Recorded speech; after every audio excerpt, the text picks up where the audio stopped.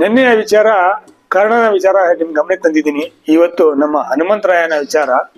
ಹನುಮಂತರಾಯನು ಲಂಕೆಗೆ ಹೋಗೋದಿಕ್ಕೆ ಮೂಲತಃ ಅವನ ಸಬ್ conscious active ಆದಾಗ ಮಾತ್ರ ಯಾವ ರೀತಿ ಆಯ್ತು, ಅವನ ಒಂದೇ ಒಂದು ಥಾಟ್ ಪ್ರಾಸೆಸ್ಸು ಜಾಂಬವಂತ ಅವನ ಸಬ್ ಕಾನ್ಶಿಯಸ್ ಇರುವಂತಹ ಜ್ಞಾನವನ್ನು ಹೊರಡ ತಂದ.